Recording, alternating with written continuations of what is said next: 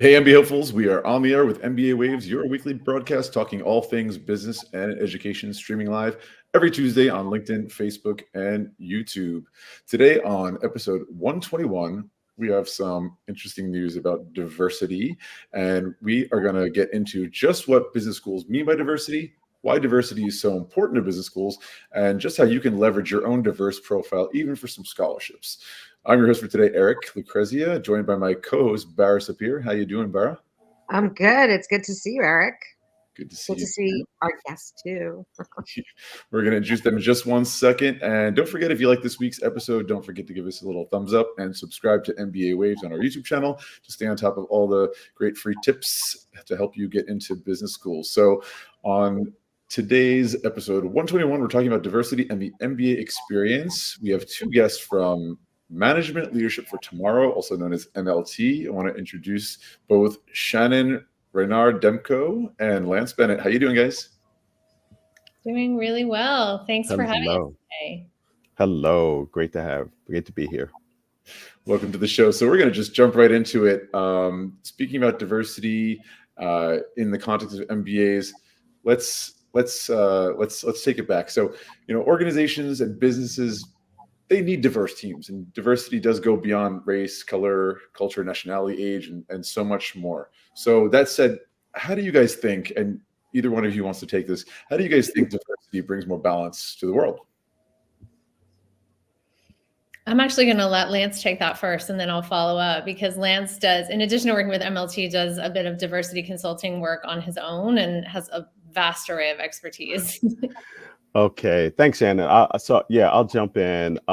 So as Shannon mentioned, I am the founder of LEB Partners, and we are a organization that focuses on equity and inclusion and lead a lot of equity and inclusion trainings and workshops. So this question about how does diversity add balance to the world, I think is really broad, number one. Let me talk about it from this perspective. When you think about all of the difference that we have in the world, being able to share that and being able to experience some of that difference actually brings a lot of value to individuals.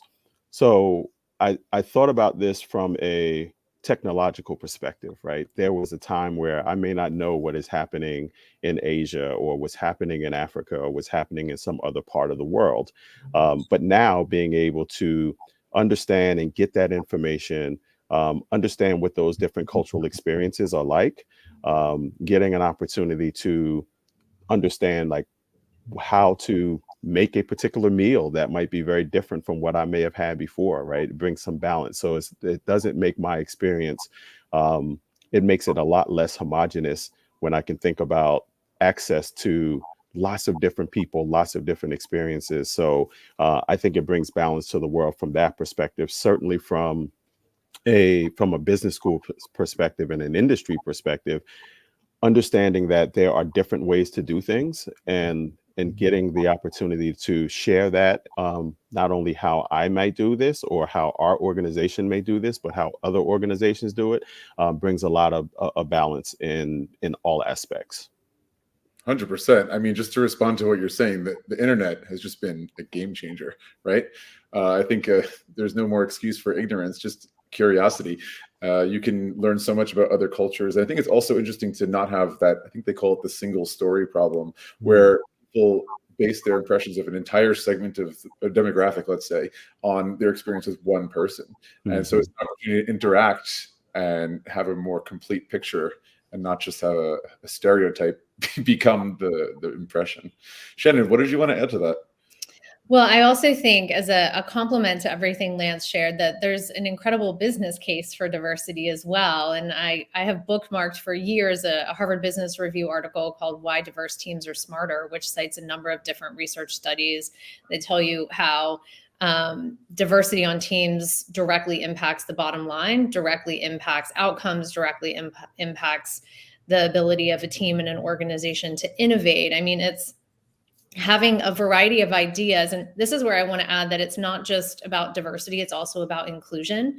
It's not just about having a variety of perspectives represented in a conversation, but also the capacity for the team to to listen, to incorporate, to integrate those different ideas. When those two things can happen together, that's where you truly see progress. And that's the whole point of pursuing an MBA, is to be a part of that movement forward for whatever your industry of interest is.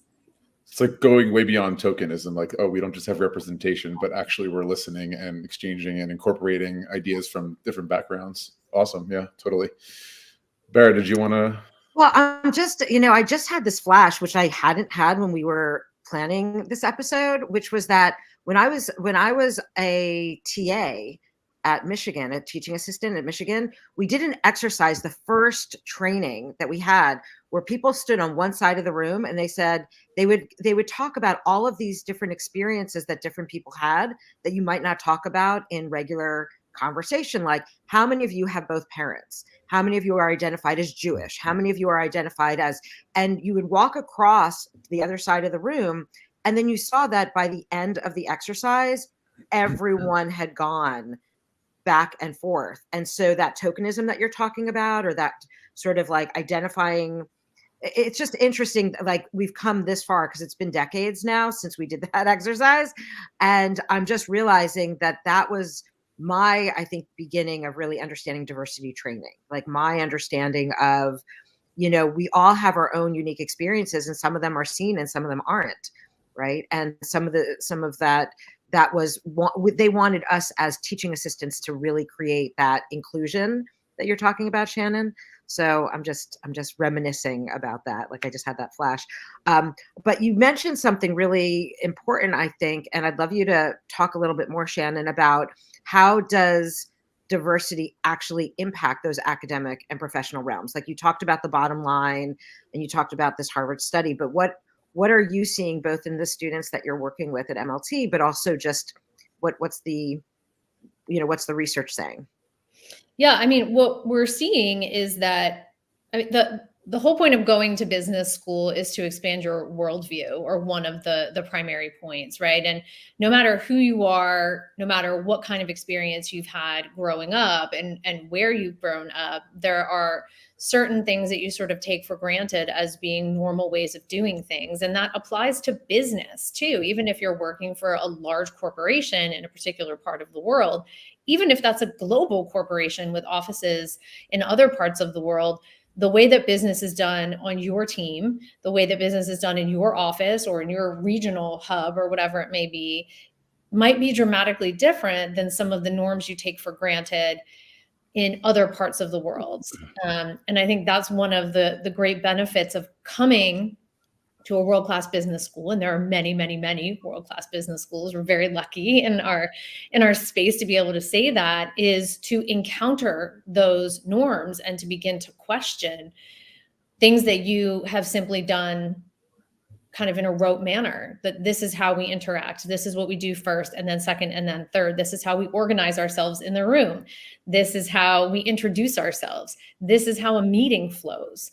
This is what the priority for a meeting is. These are things you learn even outside of the classroom in your team-based learning environment when you have a group project that you need to do. And that's the point of all of it, I think, is to begin to question everything you think you know about, first, how business is done, and then in the best possible setting. And this is where the other side of me, the mindfulness piece, starts coming in, but just questioning what you yourself take for granted about what's important and what you're doing here in this endeavor, and that sort of thing.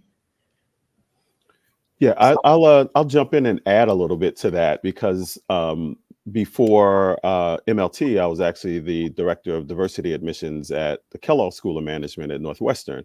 And one of the things that we knew was the importance of building a very diverse class was, just as Shannon said, to be able to bring all these different perspectives into the room. And I know you specifically mentioned academia. Faculty, as great as the faculty are at all of our partner business schools, they still have a limited perspective, right? They can't be in all places at all times. And so the learning really takes place from the students, and them being able to share their different perspectives, their different experiences in business, along with the technical information that they're receiving from the faculty. And that's where the learning really takes place. So, I think it's really important to build the most diverse class you can. The other thing that I think about is business schools are building leaders, right? And these leaders are going to manage multiple people. They're also going to have multiple functions that that they may be responsible for. And so I think it is not just important to be technically competent, that you get the information, but to also be culturally competent. Because if you're culturally competent, then you start sort of separating yourself from other leaders, because you can understand the experiences of many that may be on your teams. That may be very different from others who may not have had that, or may have had a more homogenous experience in their professional life. So business school can be a great game changer for leaders to, again, not only understand how to manage the technical piece of the business, but also to manage the cultural piece of it as well. Yeah, I mean, I couldn't agree with you more. Companies have understood for decades now, study after study has shown that diversity improves the results of the company, improves profit lines, improves everything. I mean, you have multiple perspectives that are different ways of solving problems, different questions that are asked, that we should consider this or that to avoid issues, to avoid loss, and so forth. So I think business schools are kind of like gatekeepers to the corporate world, right? There's a certain level of trust that is given to these business schools that companies know they are taking in not only people who are great and bright and motivated, but also the right mix of people that's going to shape them to be even better leaders, to answer some of those difficult questions and to make those tough decisions. And so I know a lot of decisions are often affected by factors of diversity. What do you guys think are some ways of overcoming biases and judgments? So you want me to jump in on this one, Shannon? I do. I do. I saw your face, so I was like, yeah, she's ready for me to do this. He can lead yes. So there are multiple ways to sort of overcome biases and stereotypes that we may have about difference. And I think the very first way to do that is to acknowledge that we have them. Oftentimes, we want to see ourselves as good people.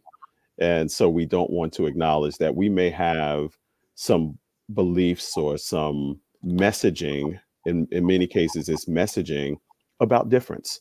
And that messaging may not always be positive, right? So I think the first thing to do is acknowledge that. The second is we have to give ourselves some grace, because the messages that we have about difference often don't come from our actual experience with different people. Some of those messages come from what we've heard from others. And many times those messages come from people who look like us, right? Who haven't also had the actual experience with certain groups. So I like to say, I have years of messaging about difference that is not actually accurate, because now as I've had the... Oh, you're muted. You're on mute now.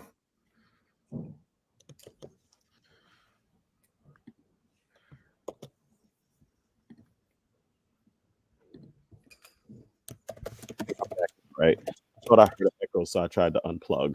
But what I was saying is the messages that I had received about difference, I realized that a lot of that is not accurate. And that comes from my own personal experience now engaging across difference. So it is, I think, again, the key is acknowledging that we have the difference or have the bias, giving ourselves some grace about where the messaging may come from, and then start engaging across difference, and not just across difference, but about the difference, so that we can sort of change our own messaging and we have our own ideas of what a different identity group is, for us. So I think that's one of those ways that we can start overcoming some of those. Shannon, did you want to add to that? Sure. I mean, I think that one of the things that makes the MBA experience so special as a graduate endeavor is the amount of personal work that it allows space for, right? So because the ultimate goal is leadership, of some kind or another in some space or another, it's required that you do work and are pushed to do work that forces you to look inward. And again, like, here we go, me and my mindful MBA stuff. But like, this is ultimately about your willingness to tolerate discomfort, your coachability, your willingness to look at your assumptions, at your wiring, again, to use the phrase from before, the things you take for granted. And as Lance said, it's about first being willing to acknowledge that you have biases and that it doesn't make you a bad person because you have them. It doesn't make you problematic. We all grew up somewhere in some kind of community, and we're told certain things about ourselves and others, and sometimes different kinds of others. And it's really normal to have a worldview based on that, to have the opportunity to step into MBA study and kind of expand that worldview and start to question it is extraordinary. And it requires that you are willing to take apart what you think you already know. And that is ultimately how we shape someone who doesn't just become a better leader over the course of 10 months or 1 year or 2 years or however long they're in school, but continues, is equipped with the skills to continue to do that through the duration of their career. And then as they evolve in leadership, to kind of inspire and encourage others to do the same throughout. Yeah, I love what you're both saying just about it sounds to me like there's this curiosity, right? That we're always on. We're not just surfing on and just kind of asleep at the wheel, because some of the things that you were talking about, Lance, like the things that other people have said or the things that they haven't even experienced, it's like it's around us all the time, whatever culture we're in, right? If you go to another country where the dominant culture is something, you go there, all of a sudden that's the norm, right? And it's when you take yourself out of that, either by going someplace completely different or by going to business school where there's so many different factors, or any kind of school, any kind of program, any kind of workshop, right? Like that invites that kind of curiosity. We find that I always find that the more we express our uniqueness, the more we realize how much we're the same, right? So that I think comes down to it. You know, we all want a lot of the same things. So one of the things that Eric, that you brought up was this idea that diversity makes things just so dynamic, right? And makes it really interesting. And I know that diversity fosters innovation like nothing else, right? It's innovation of the self, innovation outside of the self. How do we use it to help MBA students adopt leadership styles that embrace it? How do we fuel that curiosity? I feel like it sort of begins where we left off with the last question, is by helping them to increase their tolerance for discomfort, and then their ability to operate with discernment and with intention in that space, right? So the capacity for a leader to be in potentially a very public facing role, either within their organization or just generally, and to, for example, make a mistake, to say something that implies something they didn't intend for it to imply, to use a word they didn't fully understand, for example, and to face whatever the result of that might be in a public way. The necessary trait there is to be someone to say, oh, I didn't realize. What can I now do from here to help myself learn, to help repair whatever damage may have been done, to move forward from here? And that, the capacity for that, can very much be either learned or enhanced in business school, depending on what one comes in with already, right? There's so much opportunity to say, I've never heard that before. This is entirely new to me. Tell me more about it. It seems like you have a lot of experience with this. Would you be willing to share with me more about it? And just to come from a place of, I'm not sure and I don't know. There's a certain absence of ego there that we don't normally associate with the business world. But if you truly have chosen an MBA program where you feel safe expressing yourself and acknowledging what you don't know. That's, by the way, how you know you're in the right place. You're actually going to learn through the experience. But that in and of itself is a leadership quality. So I think that's the start of it. Yeah. Yeah, Yeah, I no. I was just gonna add to that. If you come in actually being excited about changing, right?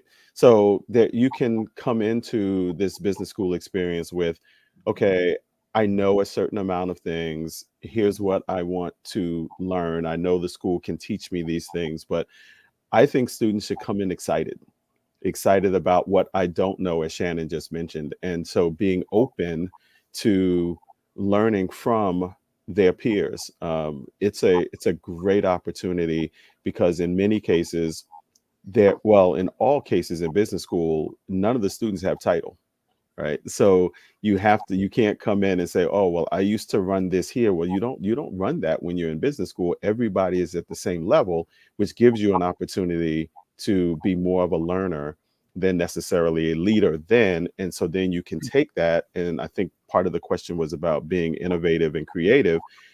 You learn from others, and that gives you the opportunity to be more innovative in your leadership style when you leave business school. But you have to be open to hearing the experiences of others, appreciating them, and then being able to incorporate those into your already great leadership style coming in. The word humility is coming up for me. Exactly. Right? Like, it's interesting because we had the word grace that we talked about before, curiosity, humility, excitement. Like, these are all like, they're just great dynamic words that really sculpt what possibilities there are for students. Lance, to your point, I mean, first of all, if you're starting an MBA program and you are not rip-roaring excited about this, that you fought tooth and nail to get that GMAT score, right? You've been busting your butt for months. You did the interview, you got in. I mean, you must be if you're not excited, you're at the wrong school. Hands down. Mhm. Like, that's my opinion anyway. Looks like Shannon agrees.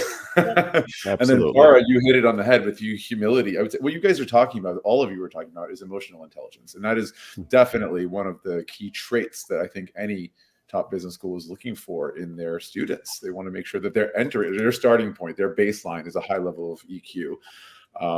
And then it's just about building on that from there. And you were speaking about diversity awareness, diversity training. I would say it's like almost like self-awareness training. Like it's the more self-aware you are, like, who are you? What's your starting point? What are your triggers? And that gives you, I guess, perspective on who might be in front of you, and taking a step back and say, hey, maybe this person is acting this way for a reason that I don't understand yet. And I think that is a valuable lesson. To your point, Eric, yeah, that is literally where I start when we start thinking about diversity training. okay. It's all internal work first. Yeah. Before you can do anything externally to build inclusive environments, you have to do your own work first. And you have to understand who you are, the identity groups that you're a part of, how you show up, how that might look for other people, understanding what that looks like even before you can actually start doing things for others. So what you're saying is, I am confirming what you're saying is exactly right. It's the internal work first that produces a more equitable experience externally. I mean, as an admissions consultant and a coach, I'm getting that's what you guys do as well. I mean, like, you end up being a bit of a shrink. There's a bit of psychology going into that, going internally, as you said, as a starting point, and then you could build from there. Speaking of what you guys do, tell us a little bit more about MLT, Management Leadership for Tomorrow. I did a little bit of research on it. It's been around for a couple of decades at this point, right? And how does MLT support business school applicants? Sure. Yeah, I'd be delighted. And Lance, please feel free to jump in as well. Lance and I have both benefited from working now within MLT for several years. I've been with MLT for just over 10 years. Lance, I think, is in your third year now with us. But we both worked with MLT when we worked at business schools. I was at Emory Gazetta Business School, and Lance at Kellogg and Wake Forest before that as partners of MLT. So we've been on both sides of the work.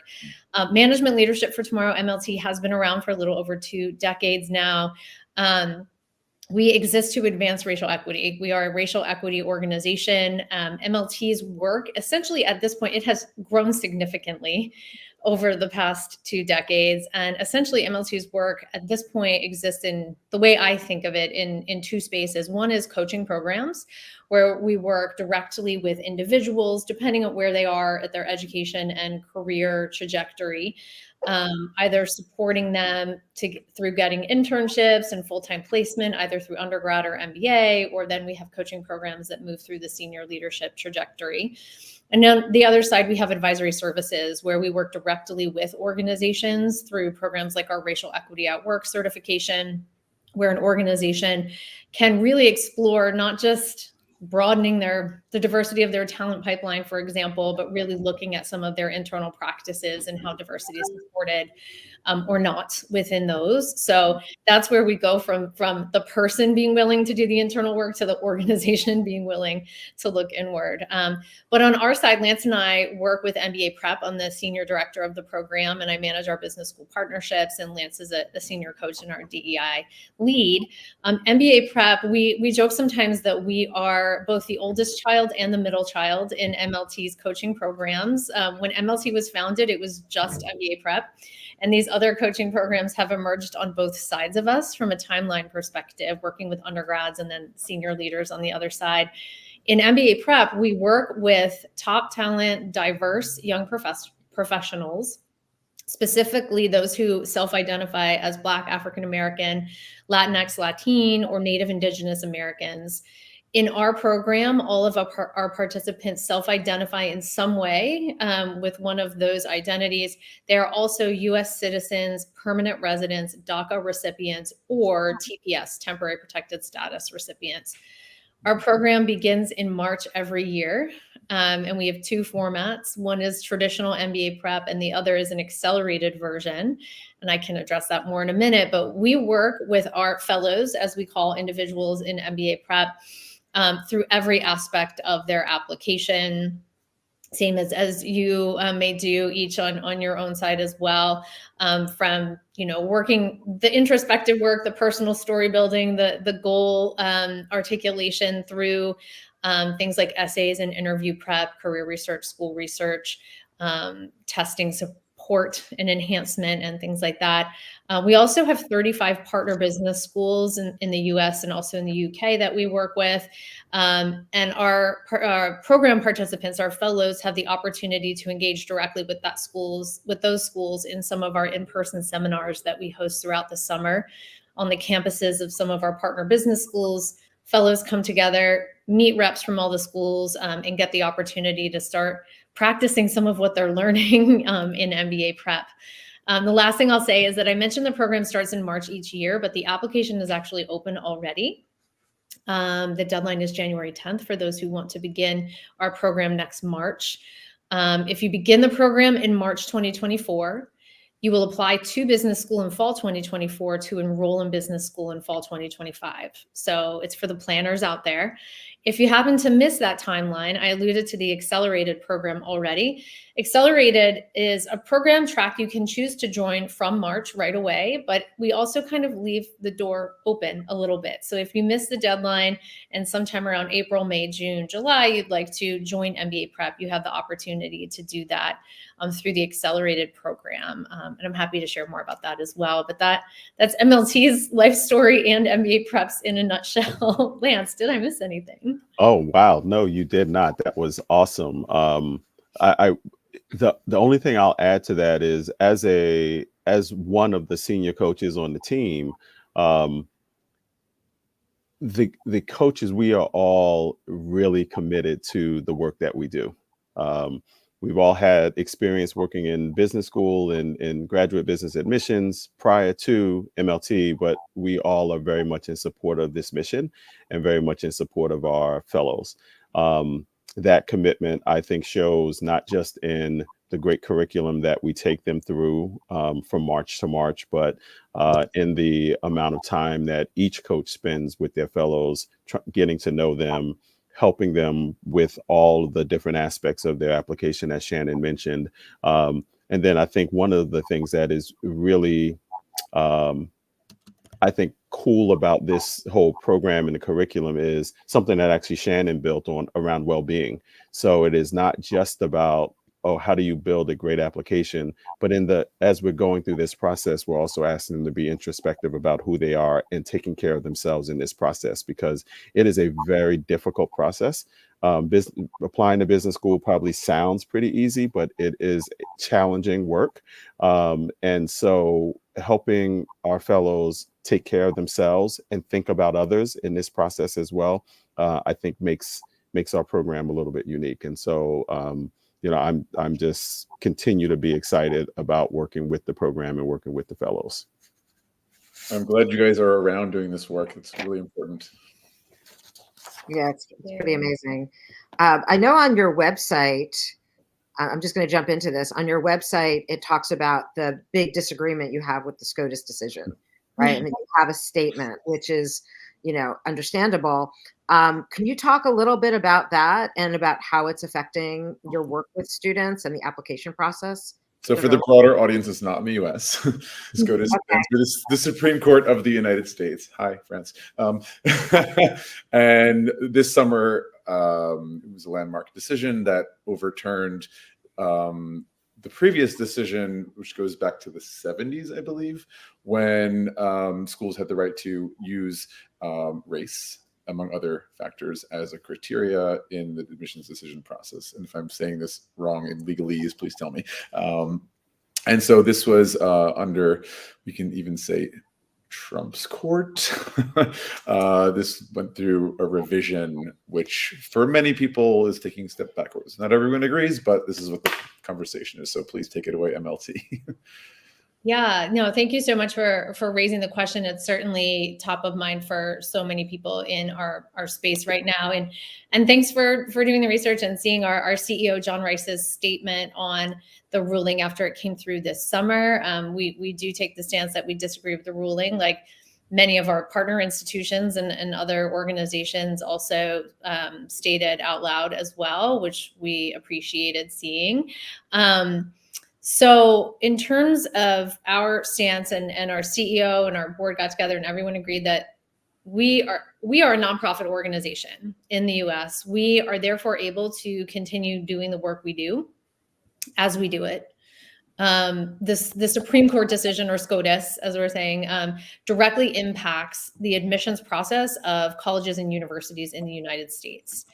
And explicitly says that they are not to make race a deciding factor in an admissions decision as it is made.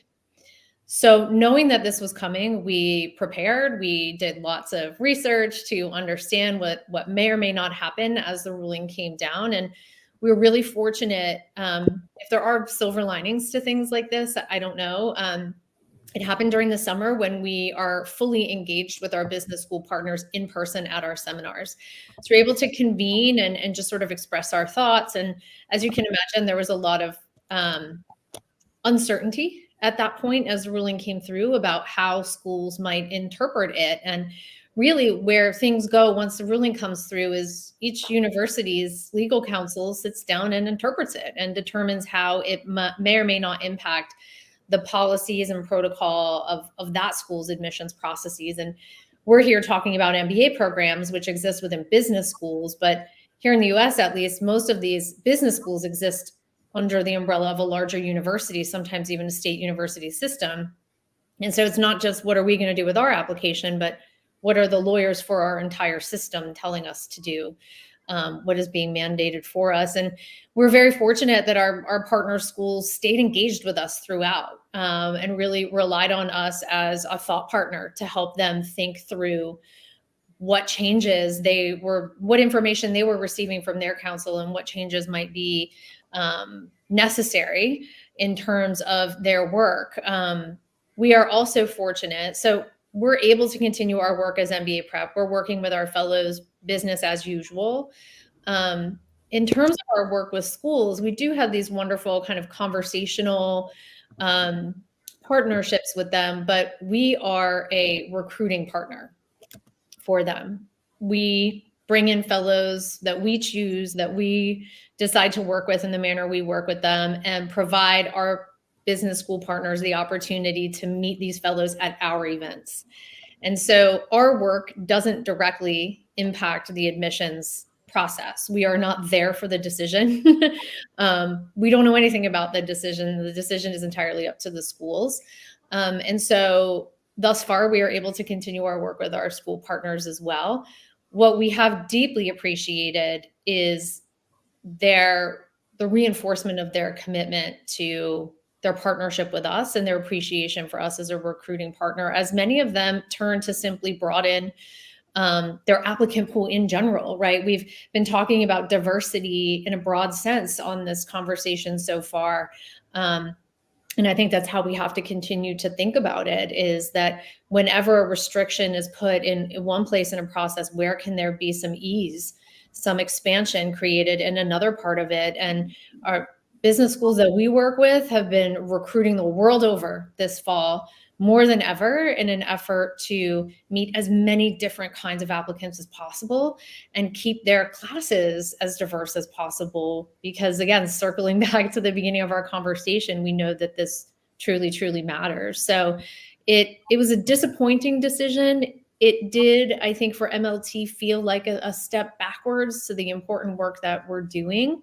But thus far, we are able to continue doing the good work that we want to. And we are really grateful to be in partnership with as many folks such as you and business schools and other organizations who are committed to diversity in a broad sense in higher education learning environments. I don't have anything to add to that. That is thanks, Shannon, for sharing that. That is awesome. Yes. Very complete response. Thank you, Shannon. So, with the students you work with, I wanted to talk about some scholarship potential, right? I mean, I always tell people, if you're ever wondering if business schools truly care about diversity, just look at the scholarship offer. So there is a lot of money that is to encourage a diverse class. So how would you guys say, how does diversity influence scholarship potential for business school applicants? How does it influence scholarship potential? I think schools, because they want to have a very diverse program and they want to have a very diverse student body, one of the ways to do that is to incentivize a different, have difference come into their program. So incentivizing them through the scholarships and merit scholarships, and sometimes need-based scholarships as well. For our fellows, at least the way I'm coaching my fellows is not to build an application to receive a scholarship, but to build an application that is the most competitive application you can for admission to business school. And oftentimes those applications, and fortunate for us, we have great fellows that are in our program. Fortunate for us is they build very competitive applications that also will come with some level of scholarship as well. When I was, again, back in my former life in between, Wake Forest and Northwestern, it wasn't so much that we had to do this just to bring in candidates, but we wanted to make sure that we brought in the best students. And so scholarships were outside of just our underrepresented minority candidates. We offer scholarships to all great candidates, right? And so that's the goal, is to build your application to be as competitive as anyone, so that when the business schools see your application, they want to have you. And so then you are going to be part of this pool of merit money that incentivizes great applicants to come to that school, or great admits at this point, if they admit you, to come to their school and matriculate there. Thanks, Lance. I wanted to ask you a little bit more of a follow-up, because it's a tough question, diversity, and it can be sensitive at times. And so we're dealing with people from all over the world. This is not just the States. And I know what your organization, I believe, is just dealing with Americans. And you have sometimes people who are coming from a background, at least that they perceive, is maybe an overrepresented population. Most famously in the MBA world, Indian male engineers, and they're very much in competition with each other. But that also makes me think of perhaps just white males in the US also overrepresented. And then by extension, was thinking about your students and your fellows, I should say, who are now in competition with each other. So I kind of wanted to ask is, how do you go about supporting a candidate, an applicant, to develop their diverse profile or to express the intersectionality, if that's the word that they would use? Could be a variety of factors that are not just about race. So I'd love to hear what your process is or what you have to say. I'm happy to start, and then I would love Lance to jump in as well. But in our program, we spend at least the first 2 to 3 months, I would say, doing quite a bit of personal introspection work and using various frameworks to help our fellows start to begin to really understand the path that they've walked so far and how that path may or should or hopefully does connect to where it is they hope to go in the future. And what we encounter often in our space are fellows who have worked very hard as they're very successful. These are people, as are the ones who work with you all, who have found a modicum of success so far. They've gone to a good undergrad. They've done well enough to consider grad school. They have a career that is flourishing in some kind of way. And they've decided they want even more from it. In our program, we often find folks who very intentionally separated parts of their identity out from their professional identity. And the MBA is very much a professional endeavor. This is the next move to accelerate my career trajectory. And what we're saying to them is, yes, and we want you to go back and start pick up some of those other pieces you've potentially left behind and start talking to us about them. And not only that, but these might actually be applicable in your MBA storytelling. And that in and of itself can be a huge hurdle, just an internal hurdle. And this isn't for everyone, but this is something we see sometimes. And it's probably true outside of our program as well, of like, why would people care about my upbringing? Why would they care about how much I love to play baseball until I got injured freshman year of college? Why do they care? What does that have to do with me wanting to be in real estate or marketing? And us just sort of doing the work of expanding that open and saying, because this type of graduate school, they care about how you became who you are.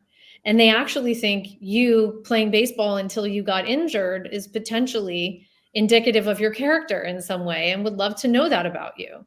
And that can be really, really challenging is to get them to open up and to bring all of that into the conversation. But it's something that I think we all try to do, because schools care about having not just really smart people who will thrive academically, but people interested in different sports, people interested in different hobbies, people interested in all different kinds of things to build the community of their class in addition to just the academic classroom. Yeah, people who are going to contribute in so many diverse ways to the conversation in the classroom, but just to the campus culture in general. It's what makes it attractive as a school, but multidimensional. I always say we're here as professionals, but we're also human, and it's the human side that connects us. It is the human side that's going to get you an interview and perhaps hired, because when all things are equal, you have two CVs or resumes, as the Americans say, that are pretty much identical. If you connect with the person, which is why that personal interest in the bottom is really interesting, is why certain elements about your about section or even that cover pic on your LinkedIn that give a little bit more color and three-dimensionality to your profile than just a 2D piece of paper. Yeah, absolutely. So many of our fellows have their long-term goal is tied up into who they are and their experiences. And so sometimes, we start out and we learn, okay, here's where you are professionally today. Here's where you want to be short term. Here's what you want to do long term. Where does that come from? And so back to Shannon's point and your point, Eric, is if we can tap into that, and now it makes your application more unique, because I often would get the question, well, how do I separate myself from the other consultants who are applying to business school? And I said, well, you have to tell us who you are. And if I know more about who you are, then then you're more than just the consultant that's applying to the school. Now I understand who you are. And so again, those long-term goals for many of our fellows are wrapped up in some experience that they have had growing up. And so being able to tap into that, share that, becomes super important. And it makes that application more compelling to the business school to say, this is a person that I want because they have a vision that has been part of who they are for a long time. They're looking to solve a problem that typically they may have faced themselves. So it's pretty important for sure. You said something really interesting that I think it's very true, that very often candidates are in the long-term goal looking to come back to their origins. Mm-hmm. Very often I see people coming from countries that maybe that don't offer top-level MBAs, and their short-term goal is to do a degree in these countries, to have a great career, to earn a lot of money, to first of all repay their loans, because almost everyone's got some kind of borrowing situation, and develop experience, make contacts, and so forth. In the medium term, maybe a pivot to higher management, maybe something in consulting, like on their own, opening their own thing. But usually in the long term, very often I find their story links back to where they came from. They want to give back, or it's maybe they want to be where they come from, or maybe it's about being near their parents who might be getting older at that point if they're like looking into the long term. So it's very important, that kind of origin story and what is fundamental and formative, that the business school can understand your long-term goals best and how all the dots connect. I'm really struck by how the both of you are so, like, the excitement that you want to see in the students and the fellows that you're working with, you have it in the work that you're doing with them, and so I suspect that's really mirrored, for the students to see that the work you're doing and modeling the leadership that you're really hoping that they're going to embrace. And I'm curious, in that vein, have there been surprises that you've had with the diversity and the B School fellows that you're working with? Things, I don't know if that might be a challenging question, but any sort of surprises along the way that you changed because of these surprises?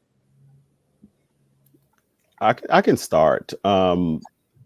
So for me, it's a great opportunity to kind of practice some of the things that I preach when I am talking about equity and inclusion. So there is certainly some identity dynamics that play out in every relationship, right? So for sure, in this coaching relationship, there are some dynamics that play out, right? I'm the coach, they're the fellow. So there is some power dynamic that is part of that. I coach lots of women, right? So I am a man. I self-identify as a man. I self-identify as heterosexual. I coach members of the LGBTQ plus community. And so early on in the coaching relationship, I kind of bring some of those things up early to say, if there's a disconnect, if we're not aligned on something, it could have something to do with the identities that we own. And so we should name that. And you should help me. You should help coach me on things that I need to know. There's an age. I didn't mention the age. The age is the bigger one, right? There's an age difference for sure with me and my fellows that I coach. And so be open to having that conversation with me. And I have been pleasantly surprised that many of my fellows have been able to do that.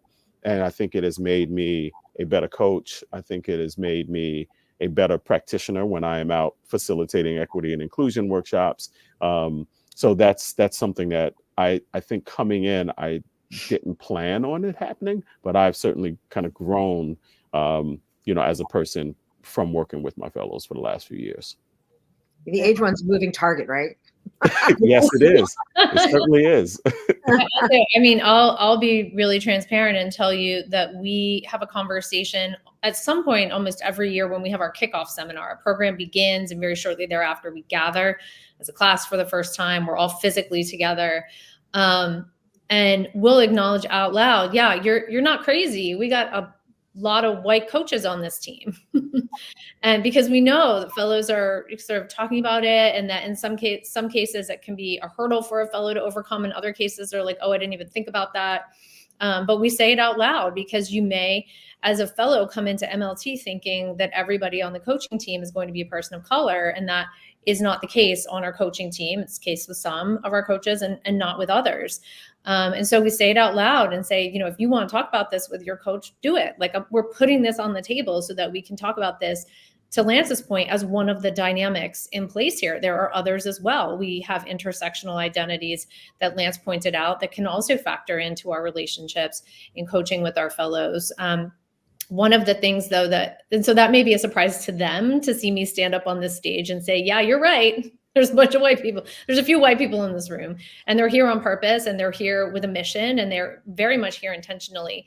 It also gives us space, and me as a program director specifically, to talk about allyship and how we have intersectional identities represented in the program, and we can look around and make assumptions about the racial identities of everyone here. I will tell you, there's a lot of visible diversity in the room when you bring an entire MBA prep class in. People look a lot different from each other as well, but you can make those assumptions, but there's a lot you don't know about the person sitting next to you. And so we don't just want our fellows to understand that they're coming into a diversity organization to strengthen the position of the groups they self-identify with, but also to become allies to those around them who may be underrepresented in other ways. And that we try, you know, that we're modeling that in our program, as well as expecting them to take on that role as leaders in their organizations. The surprising thing to me, I think, earlier in my years at MLT, was hearing our alumni answer that question for new fellows. Am I going to be okay working with this coach?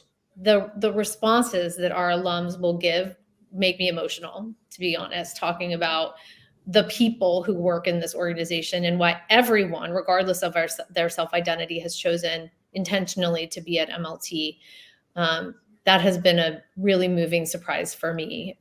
But we haven't talked yet about allyship here. And I think allyship is a really, really important action-oriented word for anyone coming into an MBA program now to really consider actively embodying as a community member. Yeah, it's a really good point. I mean, there are plenty of applicants who they're struggling with the diversity question that you see on some MBA applications for a lot of top schools. Like, how do I answer this? I don't feel like I can embody diversity in some way. This is like the typical white male, etc. But allyship is the way. And I guess in a parallel to tokenism, going beyond just saying, oh yeah, I have a black friend, for example, like talk about being specifically anti-racist and like steps you've taken, like actions you've taken, conversations you've had to push that. And Shannon, you were speaking about visible diversity, and I think this is a great way to kind of bring it home because we do have to wrap up in a moment. Coming back to Bara's example of that exercise that I think we've all done it, right? Like someone reads a list of different traits, like, oh, you identify as Jewish or LGBT or whatever. You've been in a home with domestic violence, all these different aspects of diversity that are not, it's not just about race. And what does that mean? Not judging a book by its cover, first of all. As a coach, maybe you present as just white, but there's often a lot more going on there. Also, as someone who's an admissions consultant and coach, I know it is very much about putting yourself in someone else's shoes. It's very much about empathy. And to your point in the beginning, Lance, about that kind of empathy training with a lot of introspection and reflection as a starting point before you can go work with the outside. But also it's important to weigh in on, I think, the difference between aspects of diversity that are visible, which are not, because also how you present is how often how you're treated. So that is a reality as well. Guys, I want to thank you for this really interesting discussion. This was great. Shannon, Lance, lots of wonderful insights. I think a lot of helpful insight for our audience. So thank you so much for joining us today. Thanks, Bara. MBA hopefuls, if you like today's episode, please give us a little thumbs up and be sure to subscribe. Hit that little bell too to be notified every time we come up with a new episode. And for upcoming episodes, check out mbawaves.com. See you same time, same place, and have a great week. Bye-bye. Thank you.